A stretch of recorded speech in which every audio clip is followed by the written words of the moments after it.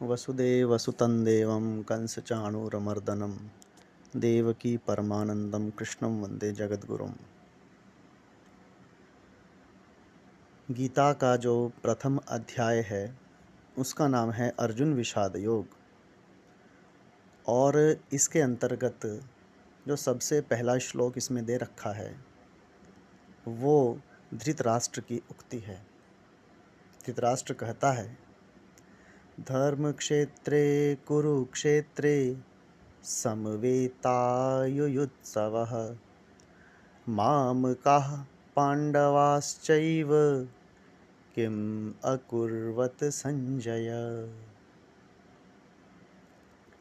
इसमें इसका अर्थ ये निकलता है कि धर्म क्षेत्र कुरुक्षेत्र में एकत्रित हुए युद्ध लड़ने की इच्छा वाले मेरे और पांडव, मेरे यानी जो दुर्योधन इत्यादि हैं वो, और पांडु के पुत्र जो पांडव हैं, हे संजय वो क्या कर रहे हैं।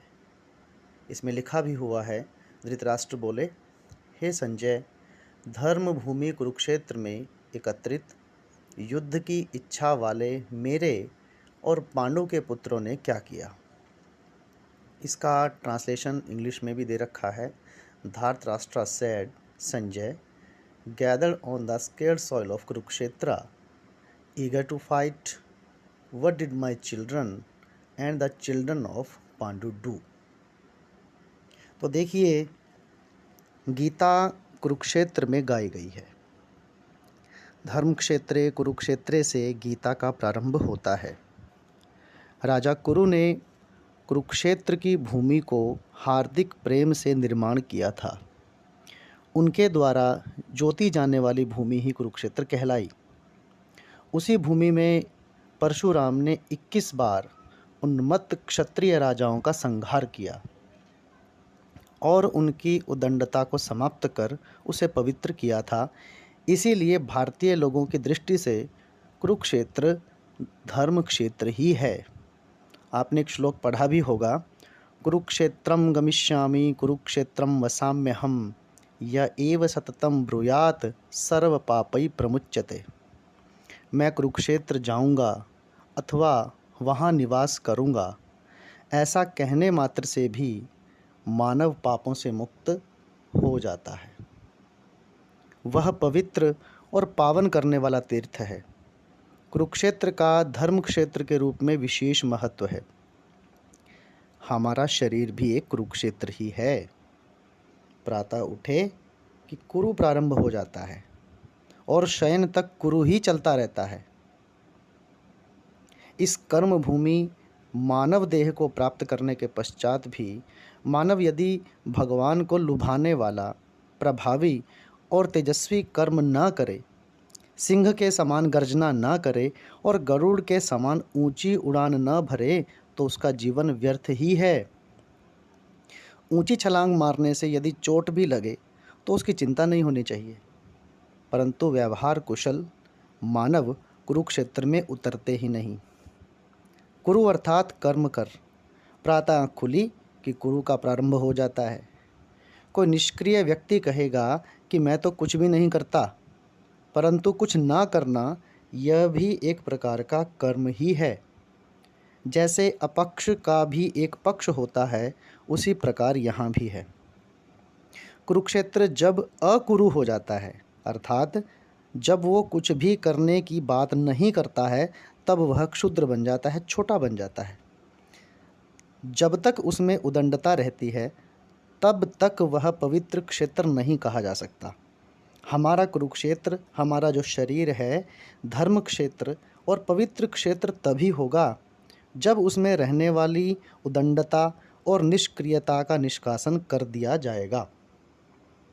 परशुराम ने जब पृथ्वी से उदंडता का उन्मूलन किया तभी कुरुक्षेत्र पवित्र क्षेत्र बना।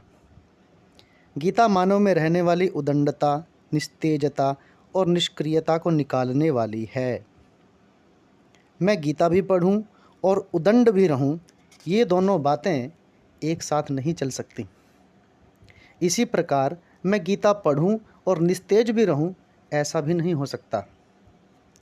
यदि गीता पढ़ने वाला उदंड और निस्तेज रहता है तो समझना चाहिए कि उसके पढ़ने और समझने में ही कुछ दोष है। गीता कर्म प्रवृत्त करने वाली, उन्मत्तता, अहंकार और निस्तेजता को निकालने वाली है। गीता का प्रथम श्लोक अभी आपने पढ़ा ही है, उसका अर्थ भी आपने जान लिया है, लेकिन इसमें एक चीज़ ध्यान देने वाली है, धृतराष्ट्र। देखिए, यहाँ पर दो बातें आपके सामने मैं रखना चाहूँगा। एक धृतराष्ट्र और एक होता है हरितराष्ट्र। विनोद में कहना हो तो यहाँ पे दोनों पक्ष खड़े हैं, एक धृतराष्ट्र और दूसरा हरितराष्ट्र। धृतराष्ट्र अर्थात धृतम राष्ट्रम येन सह, जिसने राष्ट्र को पकड़ रखा है।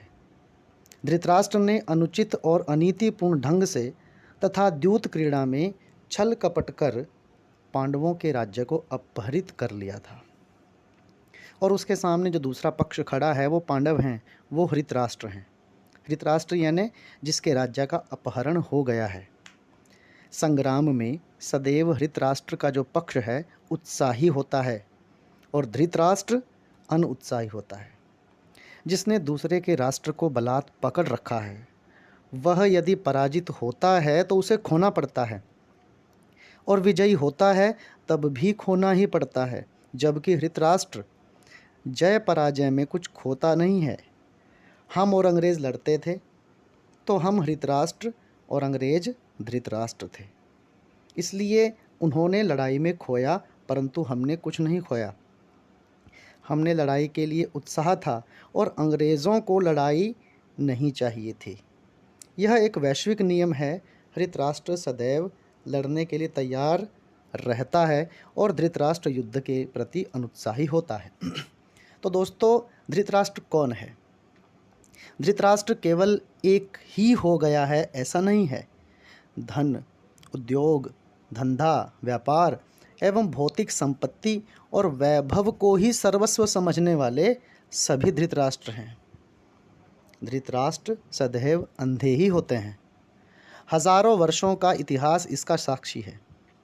जिनको केवल राष्ट्र वैभव को ही पकड़ना होता है वे अंधे ही होते हैं। उन अंधे धृतराष्ट्रियों की पत्नियां भी अंधी ही होती हैं। दीर्घ काल से वैदिक तत्वज्ञान और गीता के स्वाध्याय के समाप्त हो जाने से संसार की आधी जनसंख्या अंधी हो गई है। वह पुत्र मोह और पति की उचित अनुचित रुचि के अनुसार नर्तन और वर्तन करने को ही जीवन की सार्थकता समझने लगी है। जब से वह ऐसा समझने लगी है तभी से उसकी आँखों होने पर भी वो अंधी हो गई है। भौतिक संपदा को ही श्रेष्ठ मानने वाले धृतराष्ट्रों और उनकी गांधारियों की संतानें कैसी होंगी? दुशासन, दुशीला, दुर्योधन इत्यादि कौरवों के नाम देखिए। अधिकतर नामों के आगे दुष् ये जो उपसर्ग है लगा है। दु का मतलब होता है दुष्ट, दुखी, बुरा। अपनी संपूर्ण संतति के दुष्ट और दुखी होने का कारण स्वयं गांधारी है। आंखें होते हुए भी यदि उसने आंखों पर पट्टी न बांधी होती तो कदाचित उसकी संतति इतनी दुष्ट न होती। पति की आंखें नहीं हैं, इसलिए उस स्त्री ने आंखों पर पट्टी बांध ली। पति के हर ताल पर नाचना ही अपना कर्तव्य है, यही उसको बचपन से सिखाया गया। पति रेको गुरु स्त्रीणाम, पति ही स्त्री का गुरु है। इसके परिणाम स्वरूप पति के प्रत्येक इशारे पर नाचने वाली और पुत्र मोह से व्याकुल होने वाली सभी स्त्रियां अंधी ही कही जाएंगी। गीता के प्रथम अध्याय के प्रथम श्लोक में ही धृतराष्ट्र ने चिंता व्यक्त की है। उस समय की परिस्थिति को समझने की आवश्यकता है। गीता जितनी जीवनदायिनी और संजीवनी है, उसकी परिस्थिति भी उतनी ही स्फूर्तिदायी है। प्रथम अध्याय युद्ध भूमि और युद्ध के परिणामों की स्पष्ट कल्पना देता है। धृतराष्ट्र प्रथम श्लोक में ही पूछता है, मामकाः पांडवाश्चैव किम कुर्वत संजय। कौरव पांडव क्या करते हैं? वास्तव में ऐसा पूछने का कोई कारण ही नहीं था। वे सब क्या किसी पार्टी में दावत खाने या खेल खेलने के लिए गए हुए थे? वर्षों से युद्ध की भूमिका तैयार कर रणवाद्य बजाते बजाते ये सब शूरवीर और योद्धा रणभूमि में उतरे थे। इसलिए धृतराष्ट्र को इतना ही पूछना चाहिए था, युद्धस्य आरंभो जाता न वा। युद्ध का प्रारंभ हुआ या नहीं, परंतु वह ऐसा न पूछकर किम अकुर्वत, क्या करते हैं, पूछता है। वेद व्यास को इस संबंध में कुछ समझाना है। उस समय की परिस्थिति का सूक्ष्म अवलोकन करेंगे तो ज्ञात होगा कि धृतराष्ट्र ने ऐसा स्पष्ट प्रश्न क्यों पूछा। इसके पीछे बहुत बड़ा इतिहास है। आने वाले समय में यदि पिछला इतिहास काल गलित भी हो जाए तो भी किम अकुर्वत संजय, इस प्रश्न से स्पष्ट समझा जा सकेगा कि धृतराष्ट्र को युद्ध चाहिए ही नहीं था। इसीलिए वह चिंतातुर दृष्टिगोचर होता है। महाभारत का अध्ययन करने पर विदित होगा कि कौरव पक्ष को मानसिक रूप से पराजित करने के लिए श्री कृष्ण संधि वार्ता करने के लिए गए थे। ये संधि तो सबको ध्यान में होगी ही ना, परंतु संजय संधि का बहुत से लोगों को पता नहीं है। इसका कारण यह है कि हम मूल महाभारत पढ़ते ही नहीं हैं। श्री कृष्ण संधि से पूर्व संजय संधि हेतु पांडवों के पास गया था। उसे इसी महापुरुष धृतराष्ट्र ने भेजा था।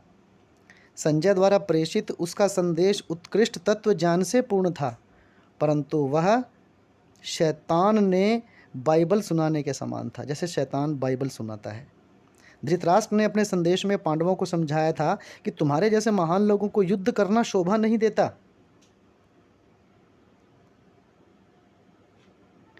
युधिष्ठिर तो इससे तनिक शिथिल भी हो गए थे, किंतु वहाँ कैवर्तक केशव खड़े थे। उन्होंने तुरंत संजय से कहा, तुम अति उत्कृष्ट तत्व ज्ञान समझा रहे हो, परंतु मुझे इतना ही कहना है कि जहाँ से ये उपदेश निकला है वहीं से इसका प्रारंभ हो तो अधिक उत्तम है।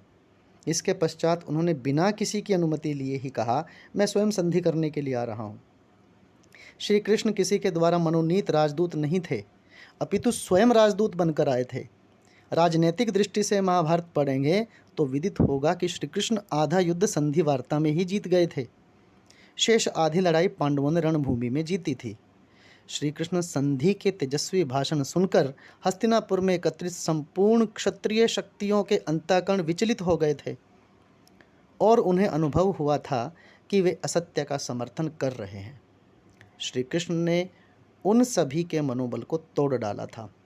धृतराष्ट्र के मन में यह संदेह था कि कदाचित संजय संधि वार्ता के अवसर मेरे धर्मोपदेश का प्रभाव उस समय न हुआ हो और अब धर्मक्षेत्र कुरुक्षेत्र आने पर पांडव उस पर विचार करते हों।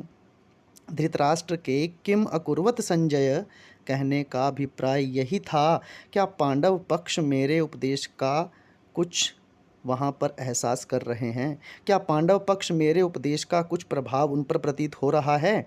क्या अर्जुन उसकी शौर्य, वीर्य और पराक्रम से युद्ध लड़ने के लिए कटिबद्ध है?